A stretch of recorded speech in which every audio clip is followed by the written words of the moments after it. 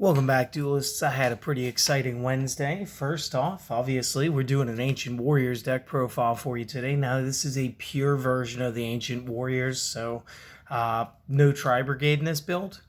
I know that that's going to weaken it a little bit, but I also believe that we're getting more cards come like the February time period, and I would like to do a refresh of the deck with all of that later, and I'd like to just do the, base deck first.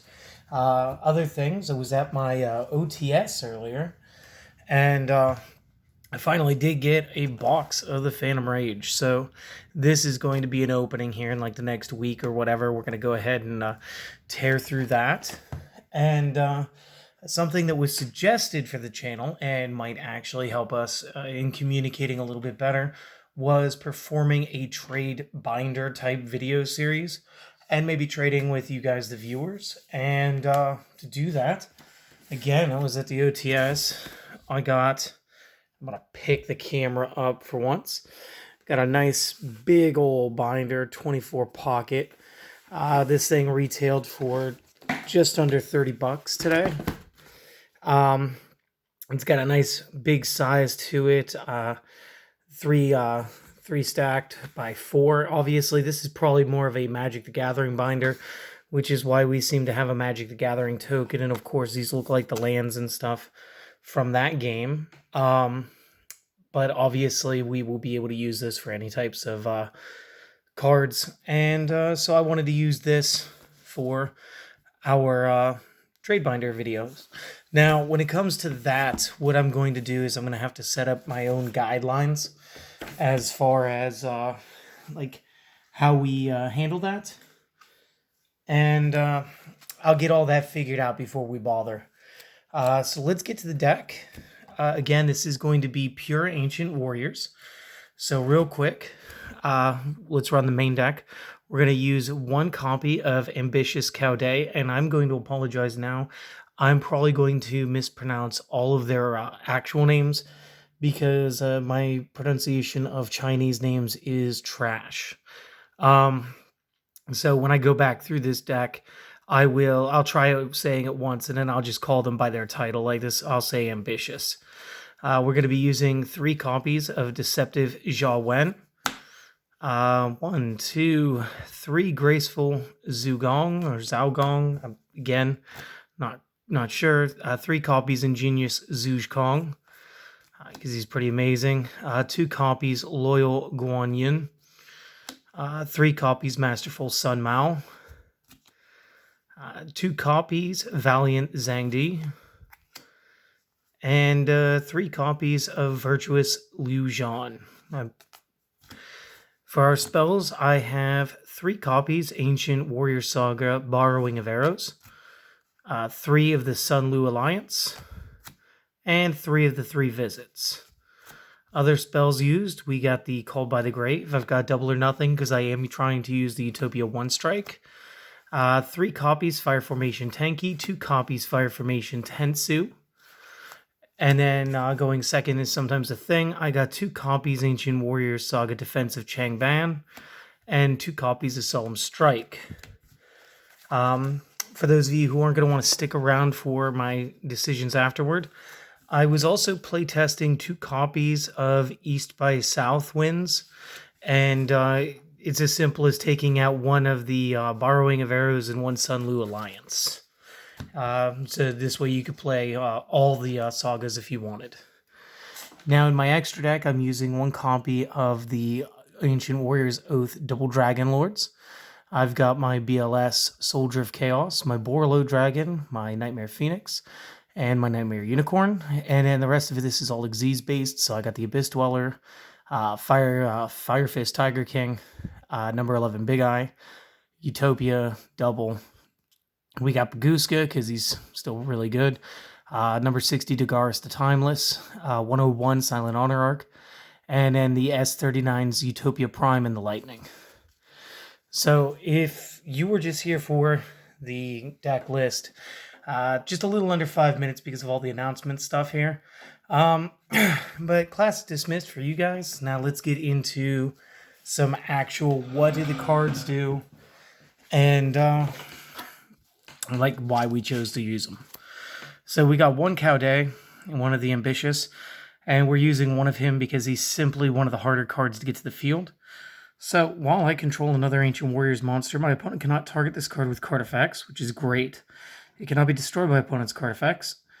You can only use each of the following effects once per turn. Now, these are where he gets fun. If a card your opponent controls is destroyed by battle or card effect, you can send one other card from your hand or the field to the graveyard in order to special summon this. Now, this is one of the reasons to use the East by South Winds, at which point you may actually bump him up to more than one. And it's a great way to push for extra damage during the battle phase. The second effect is when this card destroys an opponent's monster by battle and sends it to the graveyard, you can special summon that monster to your field in defense position. And I believe that this is actually supposed to be a reference to the Art of War by Sun Tzu. And it's one of the principles of war where rather than just destroying the enemy force, it's more advantageous for you as a warrior to try to incorporate them into your own army. And again, this is based off of, I believe... I forgot the name of it. Doesn't matter. But he's a great leader, and he's a cool little one-of. Zhao Wen, the Deceptive, is another great card here. Better defensively than offensively, obviously. His effect, target one continuous spell trap that you control and send to the graveyard. And what's brilliant is that this will work with our Fire Formation cards. And if we do, we can have the attack of 2 face-up monsters on the field until the end of the turn. And if a card that our opponent controls is destroyed by battle or by a card effect, we may target one Ancient Warriors card in our graveyard, except same name, and add that card to our hand. We may use each effect once per turn, and those are hard once per turns, even if you have more than one copy of Zhao Wen. So that is fine. Let's make sure I'm actually setting that right. Okay, Graceful. You can target one continuous spell trap you control and send it to the graveyard, and since it's set it like that, that again allows you to use the Fire Formations. And if you do, add one Ancient Warrior spell trap from the deck to your hand, which is great because that allows us to grab any of our sagas. And again, this is another reason why I was playtesting all 3 of the non-foil sagas at 2 copies each. Was because this guy he'll let me tutor out anything, and it's like I have 6 copies of him in my deck because of the tankies anyway. So, yeah, that's great. If another Ancient Warrior monster's effect is activated, except the damage step, you can target one effect monster your opponent controls, negate its effects until the end of this turn, which is great if you need to, while trying to build your board, break your opponents. And one play that I consistently kept doing was I would play this guy and then actually run the tanky to grab our next character and special summon him straight out in order to get the negate of an effect, which usually let me run my opponent over immediately with the Utopia double play. So, again, it's okay. Again, each of his effects are a hard once per turn. Now, Zhuge Kong, the Ingenious, if it is added from the deck to the hand by the effect of an Ancient Warriors card, you may special summon it. So obviously I misplayed this. So that's my bad. When a spell trap is activated, quick effect, I can send one face-up Ancient Warriors continuous spell trap I control to the graveyard. Negate the activation when a monster effect is activated while you control Ancient Warrior. Liu Zhan, quick effect, you may send one face-up Ancient Warriors continuous spell trap to the graveyard. Negate the activation. So he's actually very good and kind of middle management. And I believe you could still make very good use of him with 3 visits. I just misplayed the tankies, so I apologize to my team. I don't know how none of us caught that, but yeah, sorry about that. Loyal Guan Yun. So if your opponent controls a monster, you can special summon this from the hand. This makes him very akin to Cyber Dragon. Your opponent cannot target other Ancient Warriors you control with card effects, so he's kind of a magnet like Marauding Captain, but for effects. And if your opponent controls more monsters than you, you may target your one monster that they control and destroy it. So he's very good. He's got a nice, healthy 2,500 point stat and allows you to really to fight your way out of a situation. So 2 of him because he's good. 3 copies of Sun Mao. While you control another Ancient Warriors monster, your opponent's monsters cannot target this card for attacks. So he's basically going to tell other people to get wrecked first. You can use each of his effects once per turn. First effect, send 1 card from the hand or field to the graveyard. Add an Ancient Warriors from the deck to the hand, except same name. Now, if we go back to Zooj, I believe... Yep. So with Sun Mao, we can go into Zooj. So one thing I could have done when I was playtesting was tanky for Sun Mao, pitch card, grab Zooj Kong, use his Blackwing Zephyr the Breeze or whatever it was, Breeze the Zephyr effect where he gets added to the hand. I guess I should have said Wadapon. Everybody knows Wadapon. And that would have allowed me to play my Utopia play. So that's his first effect. Second effect, if your other Ancient Warrior monster effect is activated except the damage step, you can target 1 monster your opponent controls and return it to the hand. And that's going to be another bonus right there, is because it's just immediately going to bounce one of our opponent's monster cards. And again, Sun Mao, not a bad stat at 18. Very good. And again, when we're starting to use the fire formations, we can activate an additional copy every turn, but we get those static 100 point bonuses to all of these characters because they are all beast warriors. Now Valiant Zhongdi gains 300 attack for every monster our opponent controls during my turn only, and you can use each of his effects once per turn. So if I control 2 or more of my Ancient Warrior monsters, I may special summon them from the hand. He's very much like the 6 Samurai Shogun, or the Great Shogun Xian. Doesn't actually say 6 Samurai in his name. Sort of like that. And if your opponent controls more monsters than you, you may activate this effect. This card may attack up to 2 times when attacking monsters during every battle phase this turn. So again, not a bad card. We just ran a double copy there. And Liu Zhan, the last of the Ancient Warriors. While you control another Ancient Warriors monster, your opponent's monsters cannot target him for attacks, and you can only use each of the following effects once per turn. Now, if your opponent controls more monsters than you may send 1 card from your hand to the graveyard to special summon 1 Ancient Warrior monster from the deck, except same name. And when an attack is declared involving another Ancient Warrior monster you control, you may draw 1 card. Now, one of the best and sickest plays here is that first effect. If your opponent has more cards than you, more monster cards in play, send a card from your hand or the field to the graveyard, special summon. And notice it doesn't say any restriction except that. So this could be Cao Dai, this could be Zhang Di if you need to get the double striking. You could get the Sun Mao, then search out the Zooj. You could go into Guan Yun. There's a whole bunch of plays that could be had here. And it's all good. Off to the spells, the Borrowing of Arrows. It's actually very cool. So you can target 1 face-up monster your opponent controls and 1 of your Ancient Warriors. Until the end of the turn, have the opponent's monster and add that lost attack to yours. This stays even if the card leaves the field. If this card is sent to the graveyard while you control an Ancient Warrior monster, you control Ancient Warrior monsters with 2+ attribute differences, you can place 1 Ancient Warrior's continuous spell trap from the hand or deck face up on the field, except same name.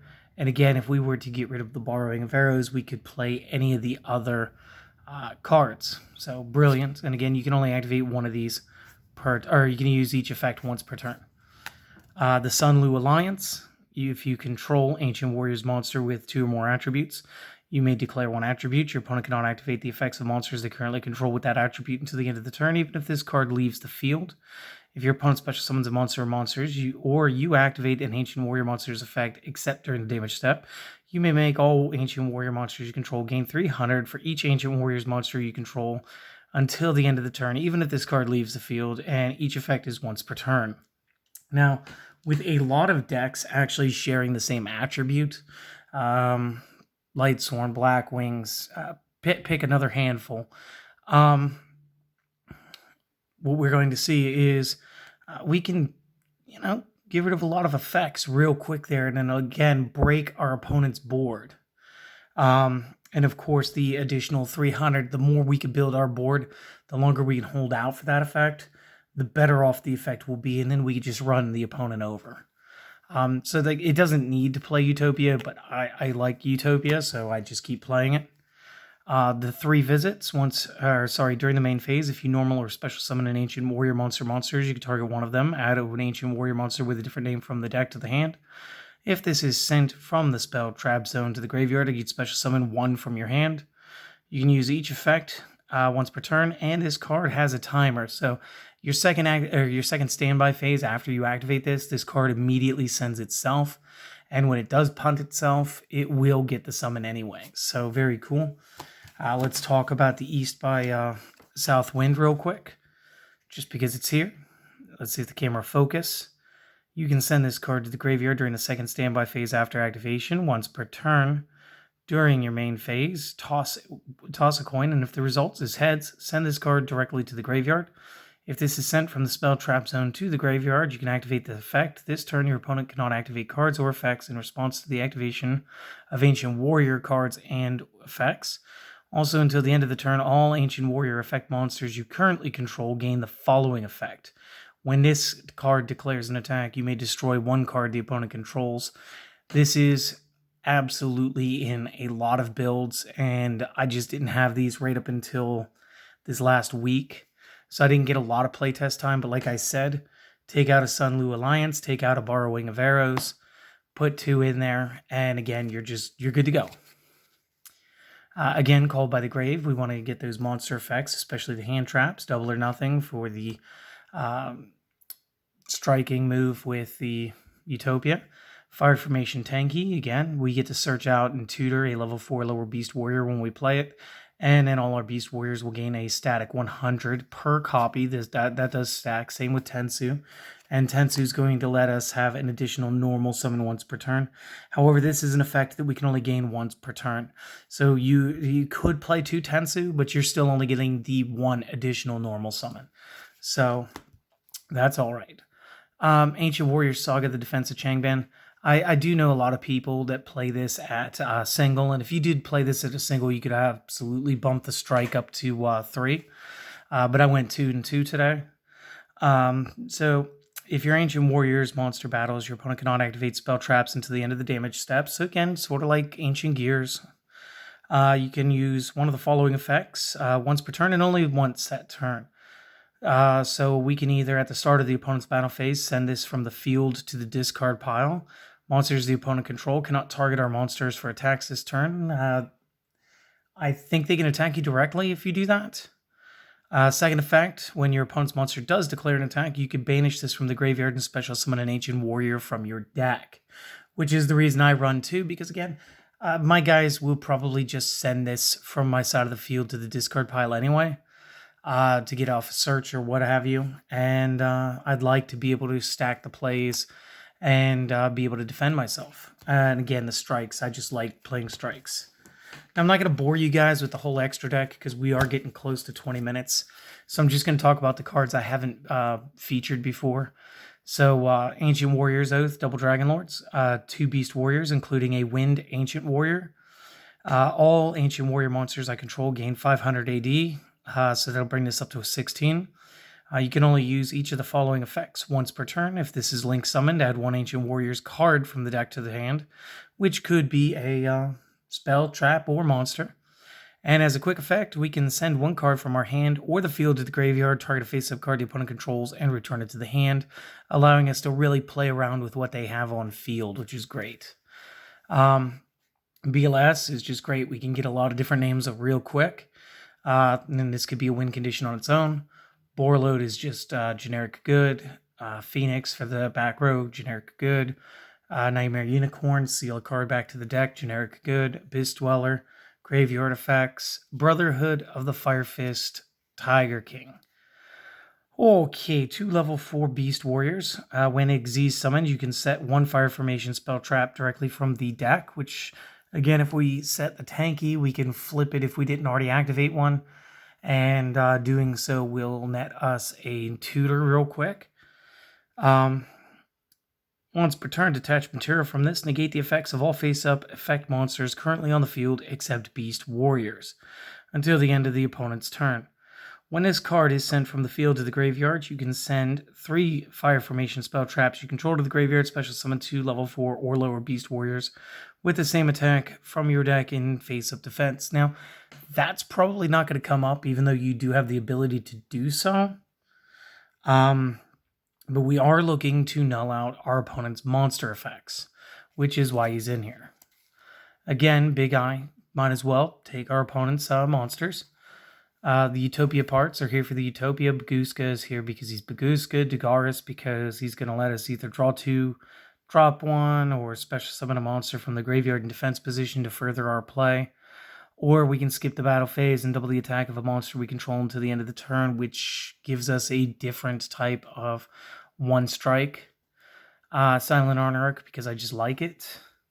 And then, of course, the rest of Utopia because it is Utopia. And I've always been a big fan of the Utopia tactics. So, very cool. If you guys like it. And I do expect to catch some heat because I didn't wait until after the Phantom Rage box.